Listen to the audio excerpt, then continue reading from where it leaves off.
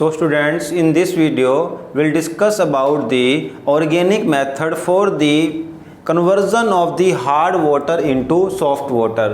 तो देखो हमारे पास ये लास्ट मेथड बचा हुआ है। इससे पहले हमने टेम्परेरी हार्डनेस कैसे रिमूव करनी है वो कर चुके हैं, बॉइलिंग से कर सकते हैं, या क्लार्क्स मेथड में CaOH ट्वाइस कैल्शियम हाइड्रोक्साइड का यूज़ कर सकते हैं। अगर हमें टेम्परेरी के बजाय अगर परमानेंट हार्डनेस रिमूव करनी है तो परमानेंट हार्डनेस के लिए हम Na2CO3 मीन्स वॉशिंग सोडा का यूज़ कर सकते हैं। कैल्गन मेथड सोडियम Na3P3O18, वहाँ क्या इसका नाम क्या था, सोडियम हेक्साफॉस्फेट, ठीक है, ये सोडियम मेटा हेक्साफॉस्फेट का यूज़ कर सकते हैं। फिर उसके बाद हमने क्या किया था, इनऑर्गेनिक मेथड, जिसमें हमने सोडियम एल्यूमिनियम सिलिकेट लिया था, ठीक है, NaAlSiO4, तो उसका यूज़ करके हमने अभी तक परमानेंट हार्डनेस को यूज़ किया, रिमूव किया। अब ये लास्ट मेथड बचा हुआ है, it is the best method, ये एक आपका बिल्कुल बेस्ट मेथड है।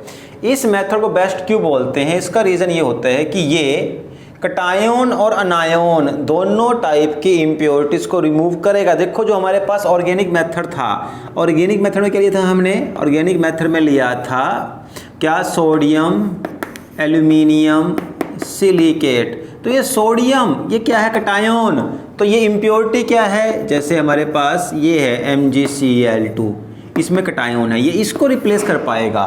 तो इसमें आपके वाटर में से क्या बाहर निकल गई, कटायोन्स, कटायोन्स रिमूव हुए बट अनायोन्स तो बचे हुए हैं।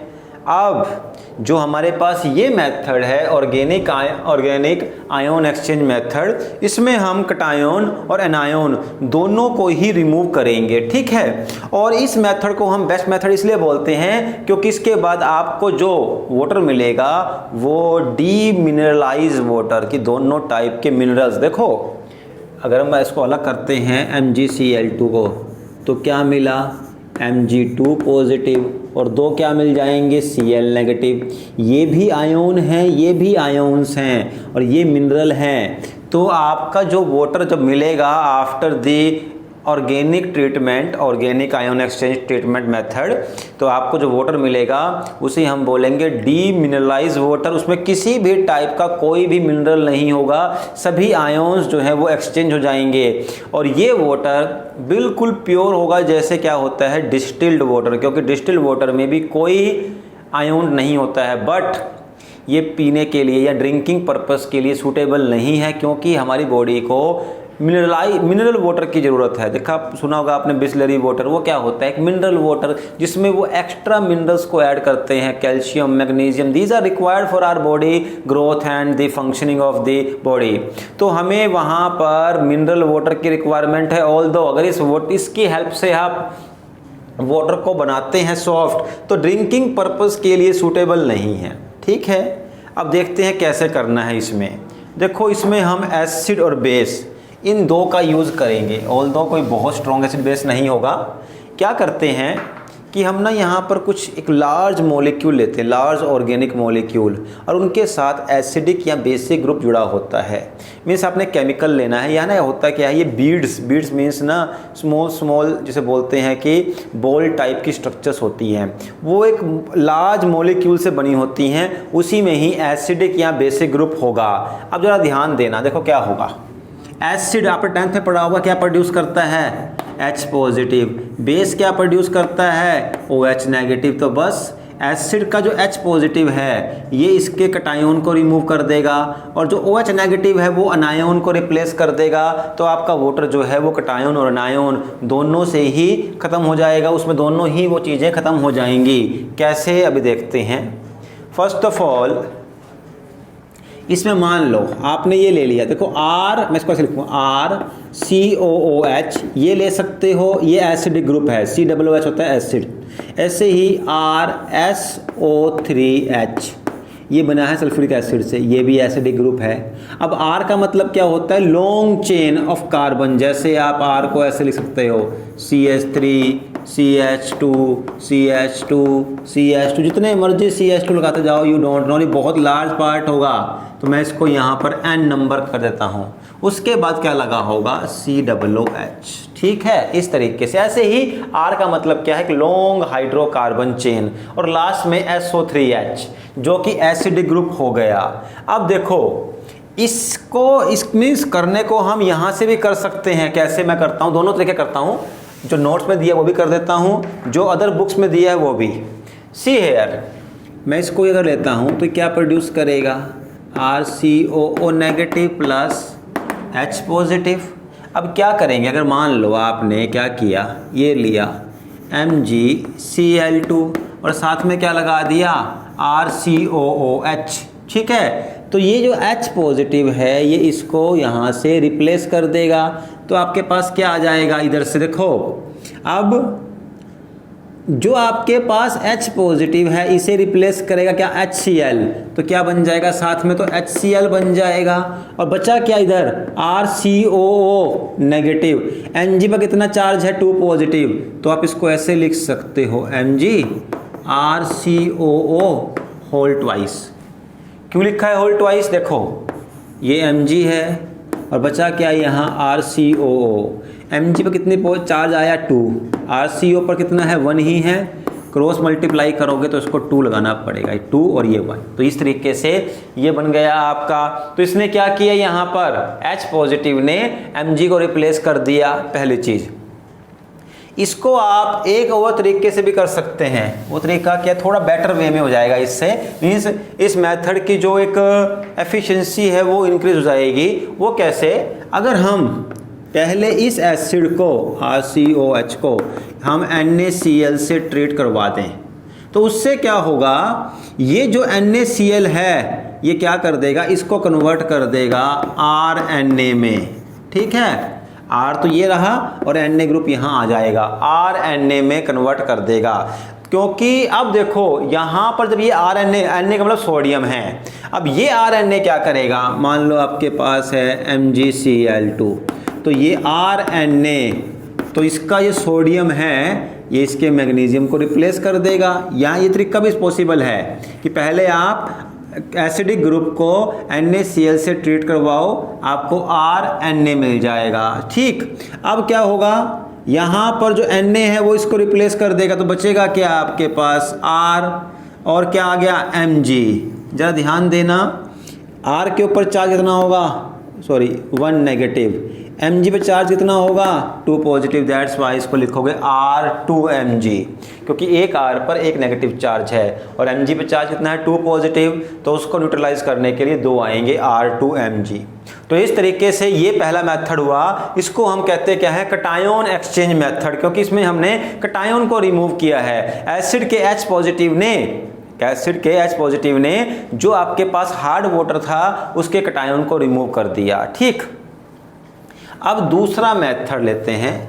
दूसरे मेथड में हम इसके अनायनिक पार्ट को रिमूव कर सकते हैं। अनायनिक पार्ट के लिए हमें क्या लेना पड़ेगा, OH नेगेटिव। कैसे, देखो इसके लिए हमें पहले बेस लेना पड़ता है, जिससे कि ये RNH2 ये बेसिक है।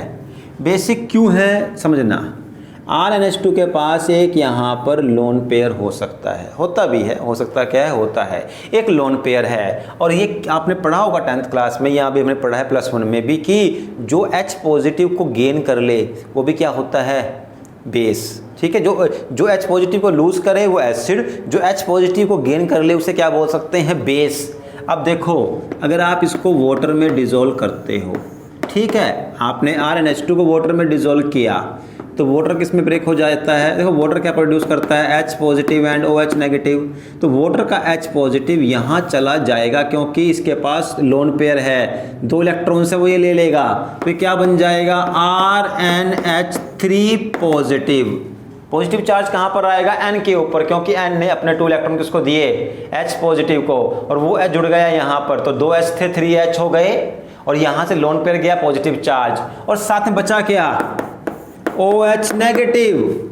और बस अब क्या है, ये OH नेगेटिव क्या करेगा, मान लो आपके पास इधर है, आप दूसरा लेता हूँ मैं, CaCl2 ले लेता हूँ मैं, या चलो MgCl2 दोनों ले लेते हैं, और अब इस इधर से जो OH नेगेटिव है वो क्या कर देगा, इसके नेगेटिव पार्ट को रिप्लेस कर देगा। नेगेटिव पार्ट ये है, तो यहाँ क्या बच जाएगा, CaOH ट्वाइस, CaOH ट्वाइस और Cl नेगेटिव अलग हो गया। तो इस तरीके से अनायन का एक्सचेंज भी हो गया। So in this method cation and anion both are exchange, that's why this method is the best method. दोनों टाइप की इम्प्योरिटीज दूर हो जाती हैं and the water we get is demineralized. Demineralized means इसमें कोई भी मिनरल नहीं होगा। ठीक, तो हमारे पास यहाँ पर अब इस चैप्टर में जितनी भी मेथड्स थे हार्ड वाटर को सॉफ्ट वाटर में कन्वर्ट करने के, वो हमने सब के सब कर लिए।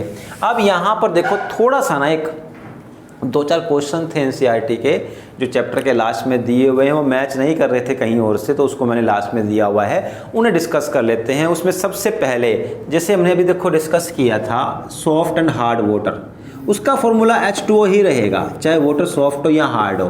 बट एक होता है आपके पास D2O, इसे हम बोलते क्या हैं, इसे बोलते हैं heavy water. Not hard water but heavy water. Why heavy water, क्योंकि इसमें हम यूज़ करते हैं ड्यूटेरियम का, except the hydrogen but we use deuterium. And deuterium जो है वो हैवी होता है क्योंकि उसके पास एक प्रोटॉन और एक न्यूट्रॉन होगा, उसका मास नंबर 2 होता है। तो ये D2O जो है ना, इट इज़ हैवी, और ये वाटर भी हमारे लिए सही नहीं है for our body. It is toxic in nature, क्योंकि ये हमारी मेटाबॉलिक प्रोसेस को स्लो कर देगा। मेटाबॉलिक मीन्स हमारी बॉडी में इतनी प्रोसेसेस हो रही हैं, रिस्पिरेशन की प्रोसेस हो गई, आपकी डाइजेशन की प्रोसेस है, कोई भी प्रोसेस है, हर प्रोसेस को ये स्लो कर देगा। तो metabolic processes will slow down by using और by the consumption of heavy water. That's why we should not use the heavy water. ठीक, फर्स्ट थिंग। सेकेंड थिंग, यहाँ पर हमारे पास जो एक क्वेश्चन आता है, ये बड़ा ही बेसिक सा है, आप इसको सुनते रहोगे आप ये टर्म्स को बार बार केमिस्ट्री में। एक होती है हाइड्रोलिसिस,